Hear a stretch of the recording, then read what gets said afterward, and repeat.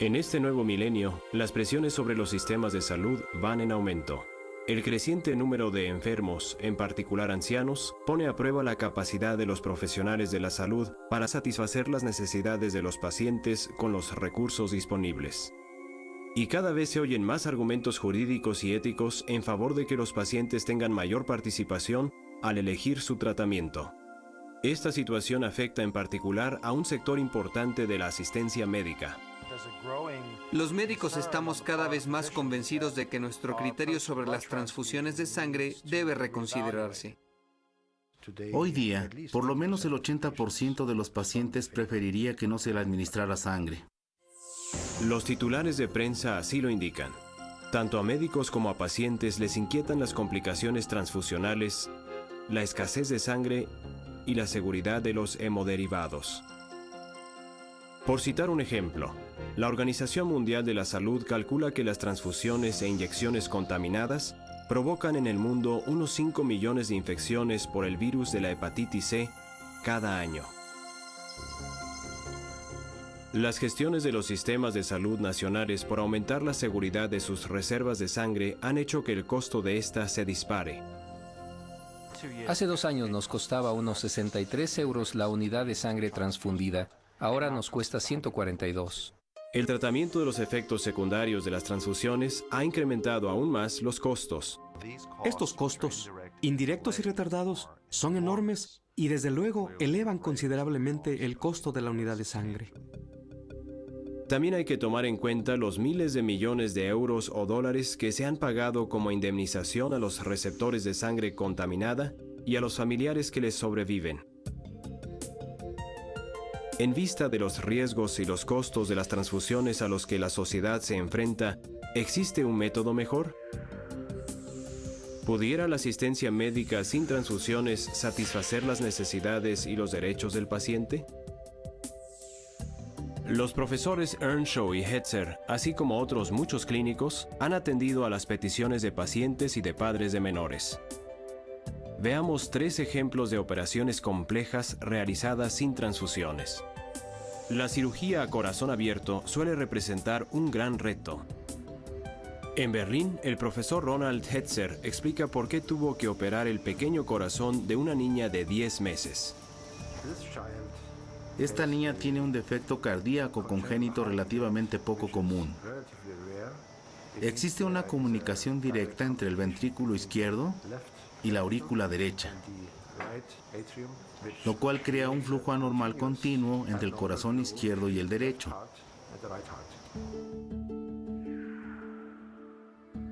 Para corregir el defecto y normalizar el flujo sanguíneo, solo hubo que detenerle el corazón por 26 minutos. No se administraron transfusiones. De hecho, casi no hubo pérdida de sangre. Otro ejemplo. La cirugía hepática suele implicar la transfusión de una cantidad considerable de sangre donada. En la clínica universitaria de Jena, Alemania, el profesor Johannes Scheele extirpa la parte cancerosa del hígado de un anciano. ¿Cuánta sangre se ha perdido? 250 centímetros cúbicos. No se transfundió sangre donada y 18 horas después, el paciente conversaba con el doctor en la unidad de cuidados intensivos. Y un ejemplo de cirugía ortopédica. En Londres, Peter Earnshaw, miembro del Real Colegio, practica con éxito un reemplazo total de rodilla a una anciana, operación en la que normalmente se pierde mucha sangre. Las 3 intervenciones las realizaron equipos quirúrgicos que se habían comprometido a respetar la decisión, ya sea del paciente o de los padres, de que no se utilizara sangre donada. ¿Se trataba de operaciones experimentales practicadas por 3 cirujanos innovadores? Hay más de 100.000 médicos y cirujanos en 150 países que tratan habitualmente a sus pacientes sin transfusión de sangre donada. Algunos especialistas opinan que todo anestesiólogo y cirujano debería interesarse por las estrategias de ahorro de sangre porque dan buen resultado. cuando a los facultativos que recurren a la asistencia médica sin transfusiones se les pregunta por qué lo hacen, una de las principales razones que dan es el respeto por la decisión del paciente. El profesor Bloomberg, director de una unidad de medicina transfusional y de un banco de sangre, dice: Creo que hay cada vez más pacientes que desean que se les atienda sin transfusiones o con las mínimas posibles. Y hay algunos que no admiten que se les administre sangre bajo ningún concepto. Otra razón por la que médicos y cirujanos cambian sus métodos obedece a las crecientes pruebas de que la inconsecuencia terapéutica ha conducido a transfusiones innecesarias. Todos los que se interesan por mejorar la asistencia médica o proteger al paciente deberían tener presentes ciertos estudios reveladores sobre el empleo de la sangre. Primero, el estudio Sanguis. Como parte de una acción coordinada del Programa de Investigación Médica de la Comisión Europea, se analizaron los índices transfusionales de 43 importantes hospitales universitarios de toda Europa. Las ramificaciones del estudio Sanguis son asombrosas. Para el mismo tipo de operación había una enorme variabilidad en la cantidad de unidades transfundidas, según el hospital. En 1998, el profesor Vallée publicó un estudio complementario en Bruselas, Bélgica. El estudio Biomed sobre transfusiones en el campo quirúrgico abarcó todo tipo de hospitales y encontramos exactamente la misma escala de variabilidad. Llegamos a la conclusión de que la variabilidad implica que muchos de los componentes sanguíneos que se transfunden se están administrando innecesariamente. Una comparación de los dos estudios reveló otro hecho significativo. Hubo 2 centros que participaron tanto en el estudio Sanguis como en el estudio Biomed.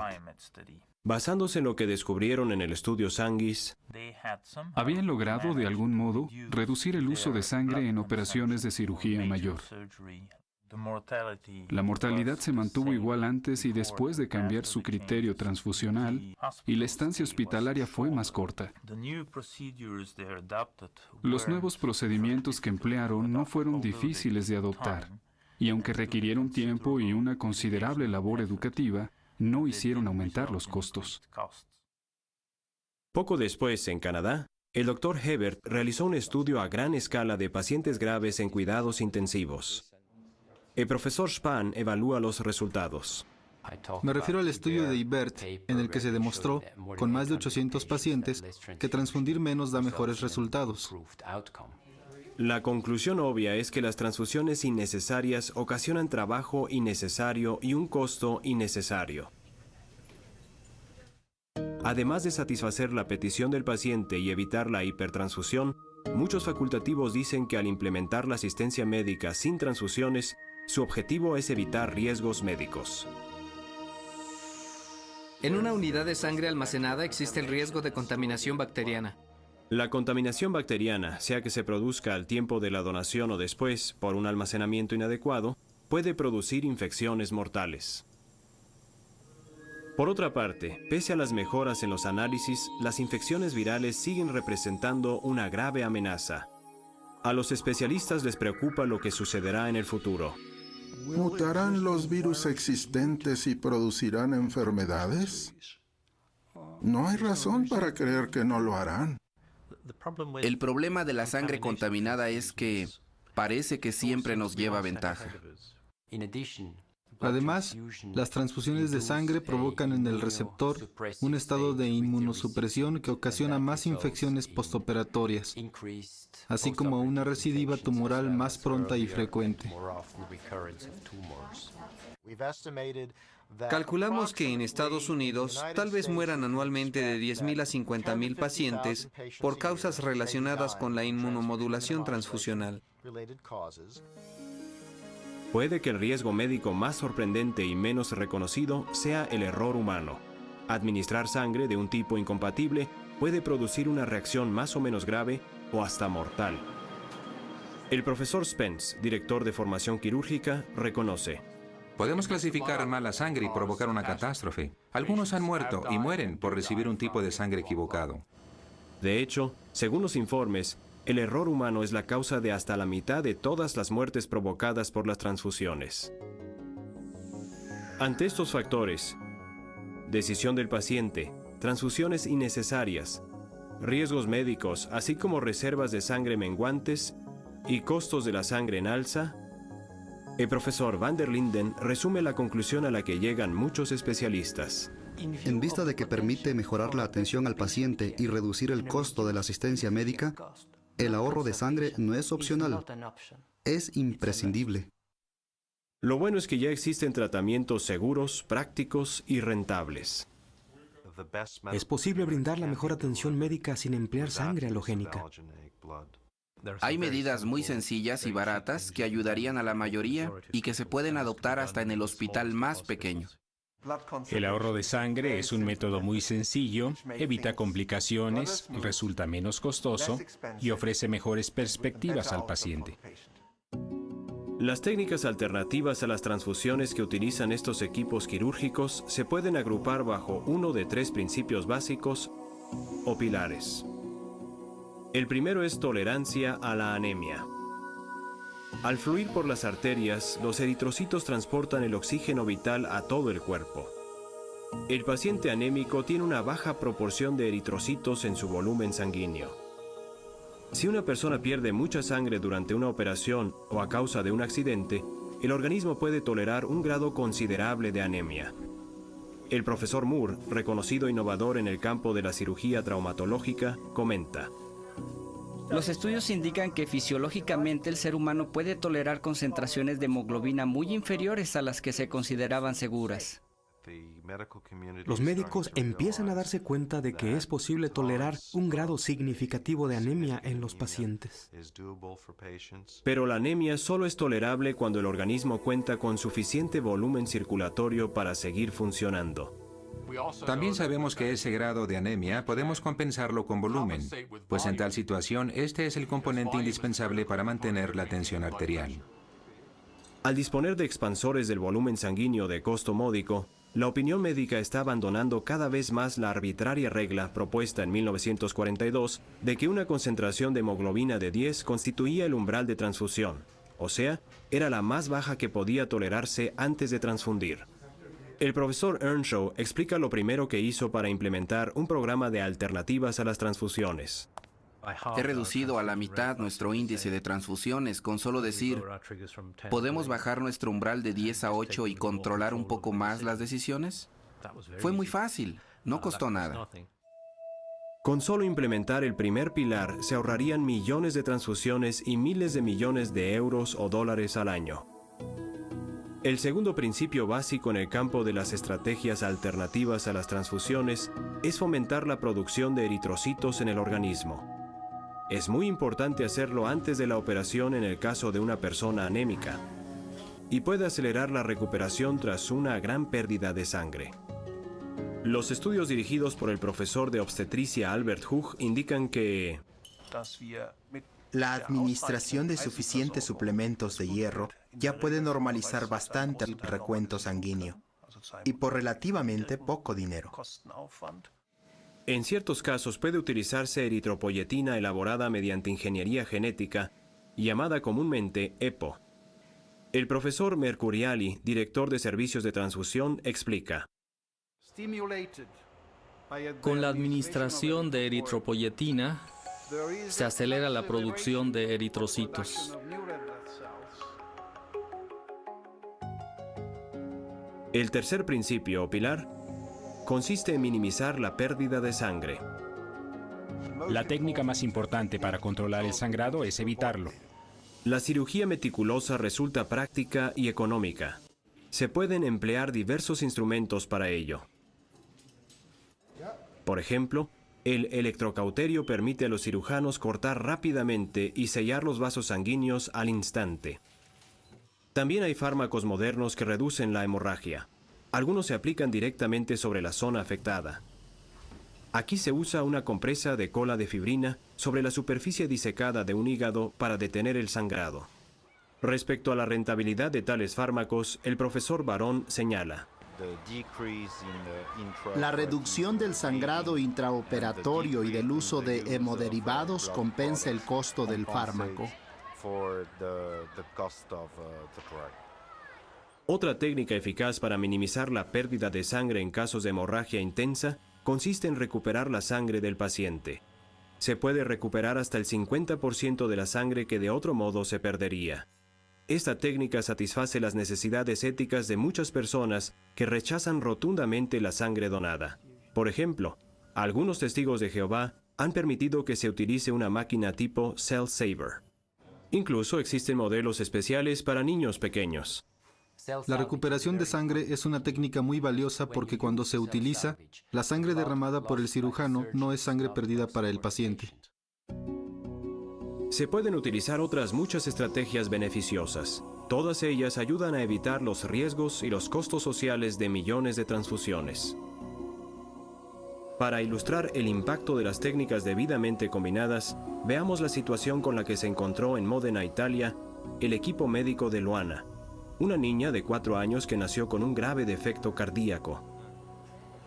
Dicho equipo, dirigido por el profesor Marcelletti, jefe de cirugía cardiovascular, tuvo que realizar una serie de operaciones complejas.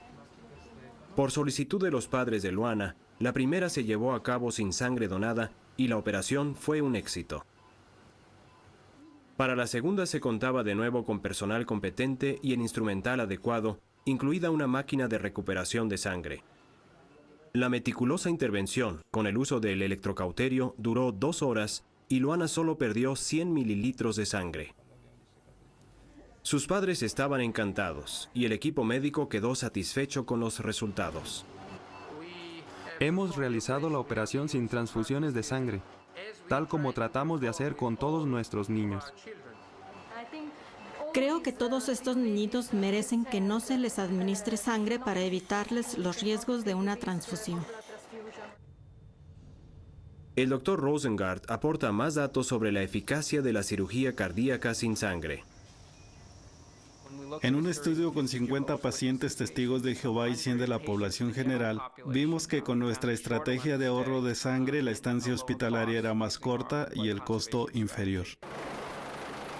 Aunque muchos clínicos crean que ciertas situaciones requieren obligatoriamente sangre, ¿qué opinan los que tienen experiencia en el empleo de alternativas a las transfusiones en casos de extrema urgencia? Primero, el punto de vista de un anestesiólogo. Lo primero que debe hacerse es detener la hemorragia, sea quirúrgicamente o por otros medios. Es importante actuar con rapidez y tener presente que los tratamientos pueden utilizarse incluso en casos de traumatismo. Ahora, el punto de vista de un cirujano. En todo caso de traumatismo con una pérdida significativa de sangre, siempre preparo el equipo de recuperación. En uno de los centros traumatológicos más concurridos de Estados Unidos, el profesor Cohn, jefe de traumatología y cuidados intensivos quirúrgicos, dice sobre los pacientes que rechazan sangre donada. Aquí atendemos a más de 3,000 pacientes al año que son testigos de Jehová y les practicamos entre 250 y 275 operaciones de cirugía mayor. Y no hemos visto que se haya prolongado la estancia hospitalaria ni que haya aumentado la mortalidad. De hecho, parece que ha disminuido un poco. En vista de estos hechos, muchos médicos concluyen que, en general, la asistencia médica sin transfusiones es rentable. Una de las virtudes de las alternativas a las transfusiones es que las más eficaces suelen ser las más baratas. La sangre es un producto costoso. Desde que adoptamos las nuevas técnicas, hemos reducido en un 70% los gastos en concepto de transfusiones para el programa de trasplante hepático. Y eso equivale a centenares de miles de libras al año, una cantidad muy superior al costo de los fármacos, tratamientos y métodos mecánicos que empleamos para reducir la pérdida de sangre. Es más una cuestión de dedicación que de técnicas. Se han obtenido resultados similares sin recurrir a maquinaria costosa. Además de ahorrar dinero y satisfacer las necesidades físicas de los pacientes, la asistencia médica sin transfusiones aporta otro beneficio. Es un beneficio ético, pues respeta la libertad que tiene la persona de aceptar o rechazar un tratamiento en particular. Uno de los principios fundamentales de la atención médica de calidad es respetar los deseos del paciente. El profesor Harding, que enseña ética a estudiantes de medicina y derecho, dice: Hoy día debemos vincular el deber ético de no hacer daño, de procurar que el paciente resulte lo más favorecido posible, con otro deber, el de respetar su autonomía, respetar sus opiniones y decisiones. En la Universidad de Glasgow, Sheila McLean, profesora de Derecho y Ética Médica, resume así la cuestión. Los médicos tienen la obligación absoluta, tanto legal como ética, de respetar la decisión del paciente. Tocante al concepto jurídico denominado derechos del paciente, el profesor Guillot, fundador del Instituto de Derecho Sanitario de la Universidad de Neuchâtel, dice: Opino que el derecho primordial de todo paciente es el derecho a la autodeterminación. Esto es, el de decidir lo que se hará con su cuerpo. Los pacientes tienen derecho a saber que existen alternativas, y no solo eso, sino también a que se les diga cuáles son los riesgos y beneficios asociados con esas alternativas. Tocante a la evolución de los derechos del paciente, el profesor Weisz-Sauer explica: Antes, el médico decidía cómo proceder y cargaba con toda la responsabilidad. Con el paso del tiempo, la relación se ha ido convirtiendo cada vez más en una especie de consorcio en el que el médico y el paciente tienen exactamente los mismos derechos. Reconocer los derechos del paciente concuerda con la Declaración Universal de Derechos Humanos de la ONU. Estas cuestiones legales se han hecho tan importantes que en 1997 el Consejo de Europa formuló la Convención Europea sobre los Derechos Humanos y la Biomedicina. El artículo 5 declara: una intervención solo podrá efectuarse después de que la persona afectada haya dado su libre e informado consentimiento. El principio del consentimiento informado indica que el paciente tiene el derecho de aceptar o rechazar cualquier tipo de intervención médica, como por ejemplo una transfusión de sangre. El artículo 6 trata una cuestión delicada con estas palabras: la opinión del menor será tomada en consideración como un factor que será tanto más determinante en función de su edad y su grado de madurez. No hay duda de que los menores, en sentido legal, pueden tomar decisiones sobre su tratamiento y su salud, y a menudo, en el caso de los adolescentes, están capacitados para hacerlo. En términos prácticos, ¿cómo se protege la libertad de elección de los pacientes y los padres? Si el médico no ve la manera de satisfacer los deseos del paciente tocante a cierta alternativa a las transfusiones de sangre, debería tratar de enviarlo a uno de sus colegas o a otro centro hospitalario donde se emplee dicha alternativa.